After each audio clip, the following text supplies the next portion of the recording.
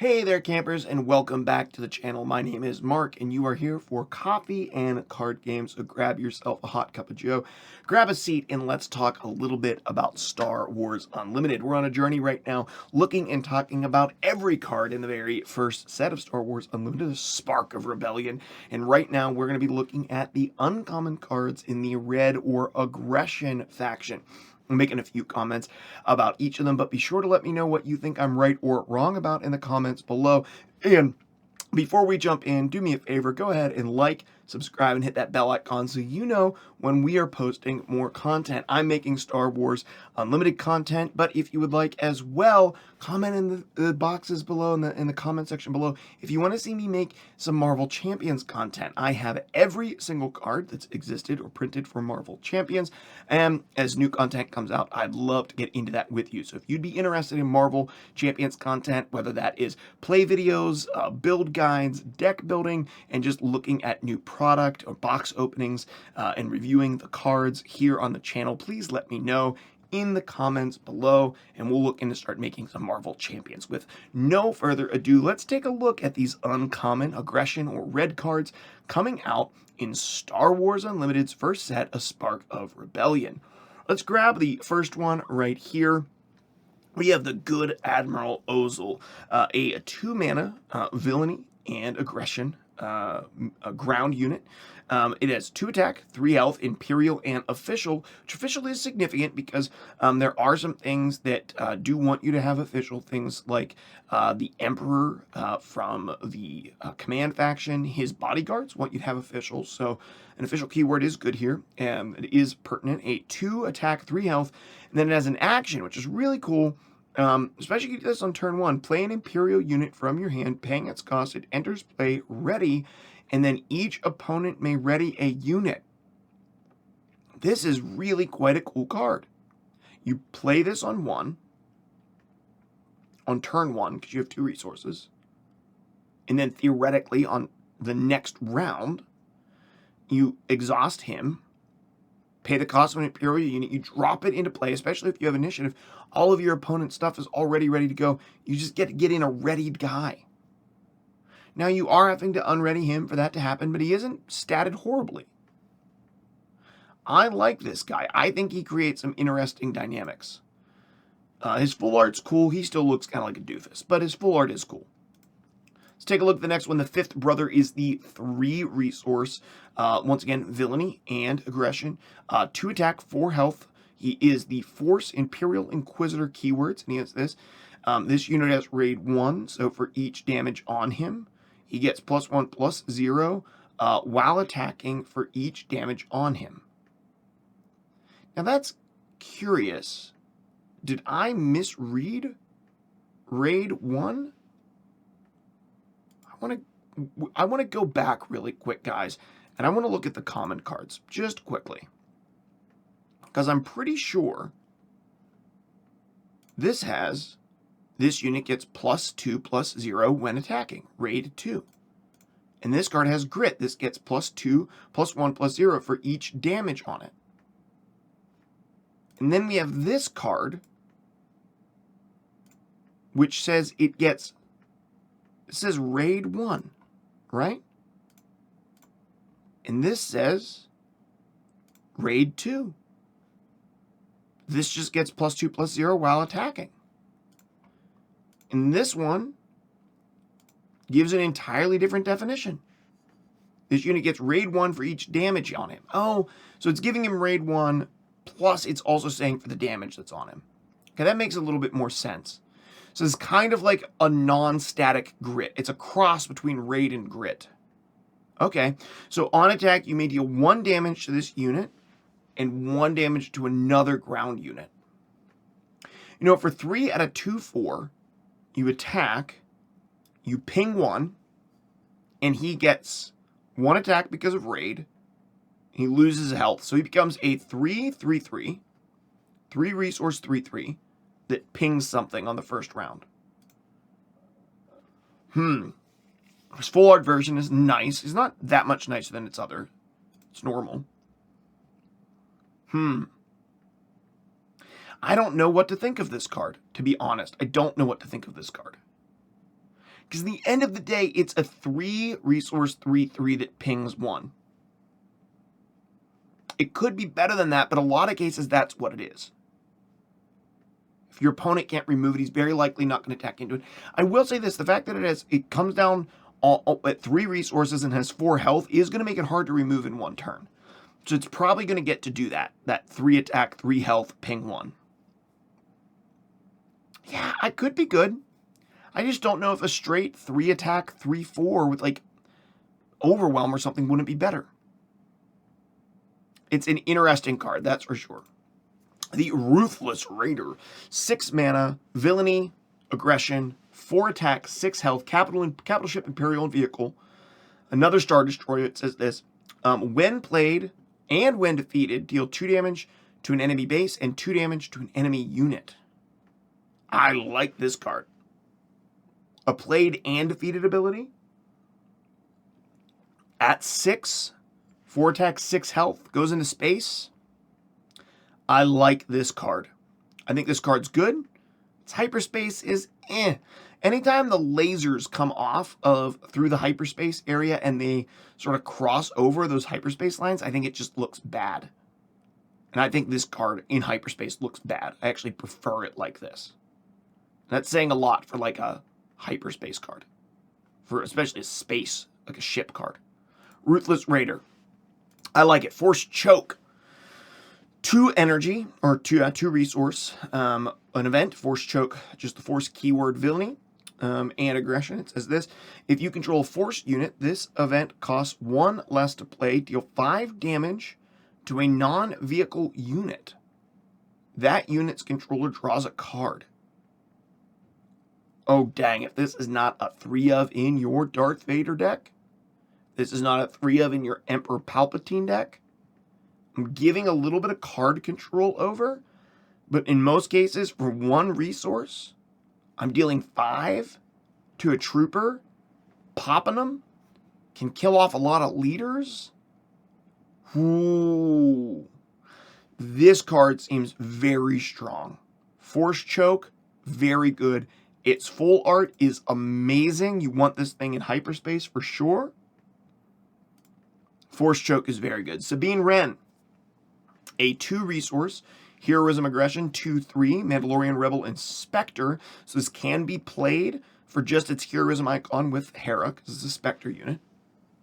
And it says this. While there are at least 3 aspects among other friendly units, this unit cannot be attacked unless she gains Sentinel.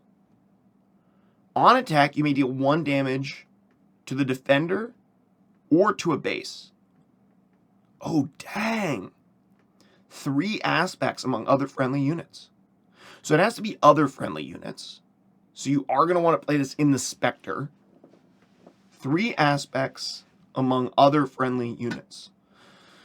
But if you played like aggression in will or in command, you could do this. I think Sabine is very good. A very good uncommon. I like Sabine a lot. Sabine Wren. Yeah, I like her better than her hero for sure. I like her a lot. Fighters for Freedom is a heroism aggression 3 resource unit, ground unit with Rebel Trooper, 3 attack, 4 health, so 3 3/4s, good. With Saboteur, it ignores Sentinel and pops shields before it attacks. And it says when you play another aggression card, you may deal 1 damage to a base. This is a great card. This is just good. You play this on turn 2. 3 resources. 3/4. Ignores Sentinel. Pings shields. You play something else, you deal 1 damage to a base. I think Fighters for Freedom might be one of the best good stuff cards I've seen in this game so far. This is a great card. Yeah, this is just good. This is just a good card. Just a very good card. Zeb. We got Zeb here. We got another Spectre unit. 8/5. Resource, Heroism Aggression. Rebel Spectre. His artwork is literally awful. 5 attack, 5 health. 5 mana, 5/5. Pretty good. When this unit completes an attack, if the defender was defeated, you may deal 4 damage to a ground unit. Now he has to attack for this to happen. His full art makes him no better. He's hideous.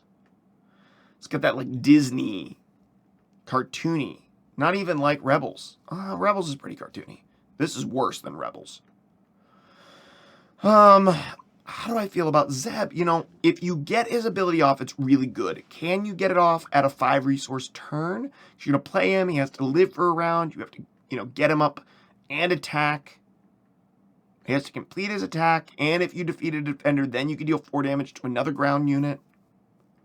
There's no doubt that his ability is really strong. How frequently you can get it off, I don't know. You're probably getting it off once.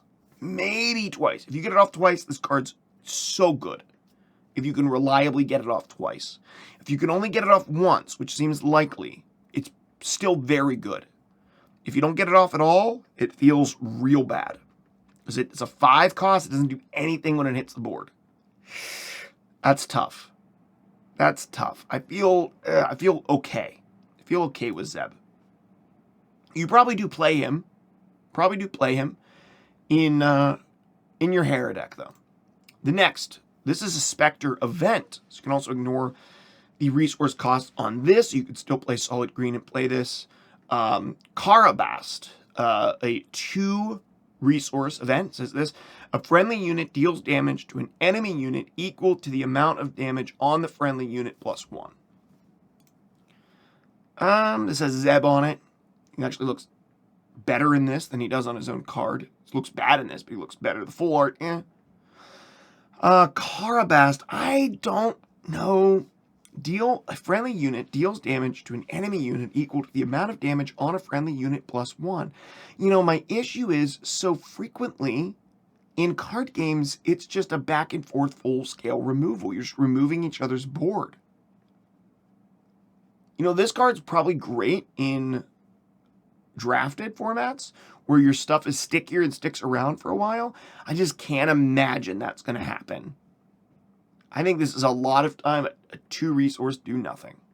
It's just a bummer because it is a Spectre card. Rallying Cry. It's our first 2 red resource card. 3 resources to play. Each friendly unit gains raid 2 this phase. Gets +2 attack while attacking. It's a beautiful card with Mandalorian on the artwork. Each friendly unit gains raid 2 this phase. I like that. I mean, it's pretty good. It's a pretty good closer, and if you're going to play like really heavy aggression, I think that you definitely play this card. Spam the board, throw a ton of stuff in the low lanes, and then give them all raid 2 and end the game. This could be a really good just game-ending card. There's always cards in Hearthstone that sort of like give everything +2 attack and go in. There was that in a lot of card games that were just good, and this is cheap. This is cheap if you're double aggression. At 5, it's not great. I don't know. Well, maybe at 5 it's fine. But you know what? If you're going to play aggression, go all in. Play double red. If you're playing double red and you're going face, that's it. Face of the place, base of the place, then Rallying Cry is probably a very good card. Benthic 2 Tubes, a 1 resource. This is our first just 1 aggression icon. 2/2, so 1 resource, 2/2 is not bad. Rebel Trooper.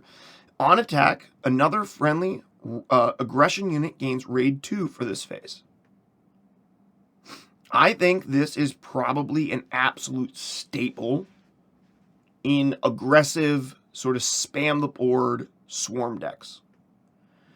You get him down, get someone else down, turn 2. If you have initiative, you attack with him, buff somebody else, they also get to attack. If you're putting multiple 1 costs in your deck, this is very good. I like him a lot.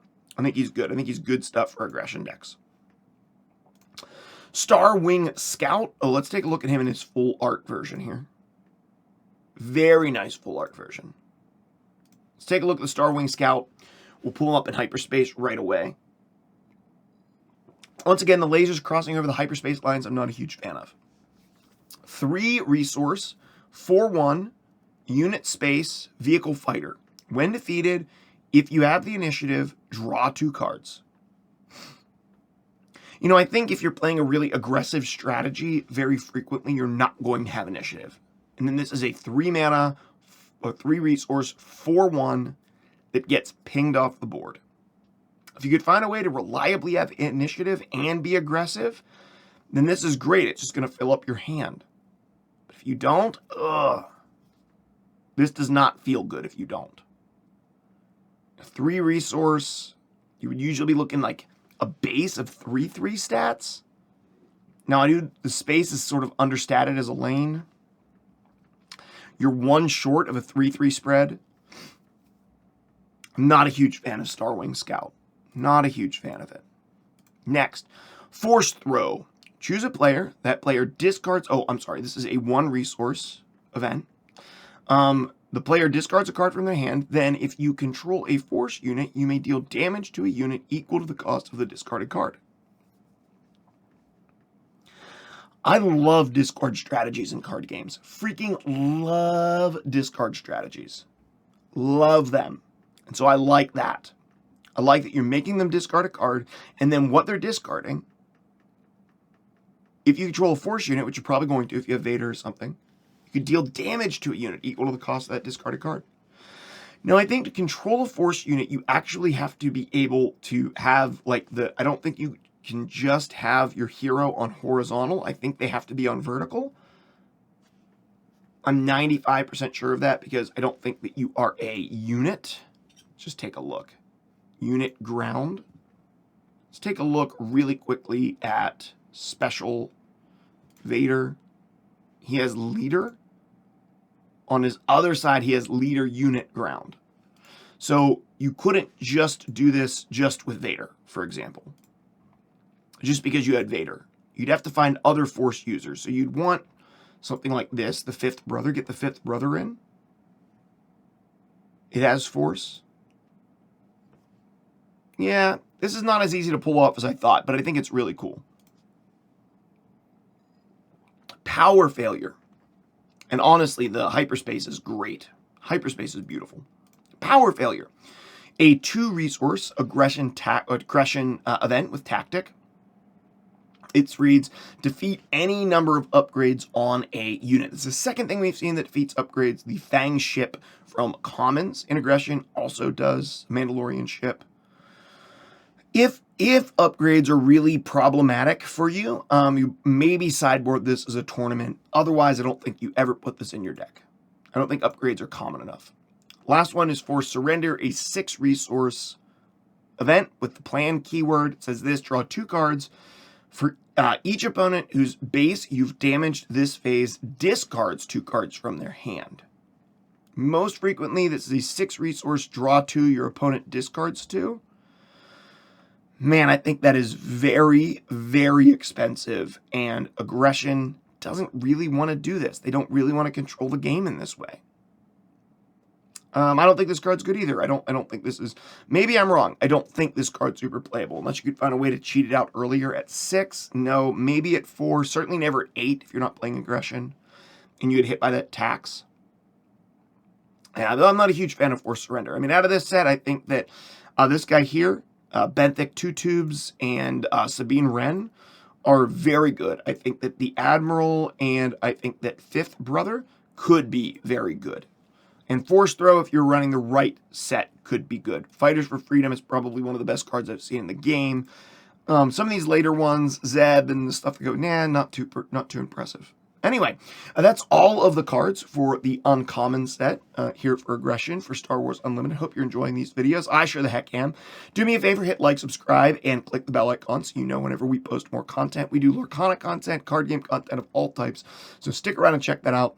And check out some of my other videos that I have here on the channel reviewing other factions and rarities. We're going to be going through also the rare and legendary variants for the Aggression faction as well here on the channel, along with breakdown by rarity. Every faction is going to get posted here on the channel, so be sure to check that out. Thank you guys for tuning in, and I can't wait to see you in the next episode, the next video.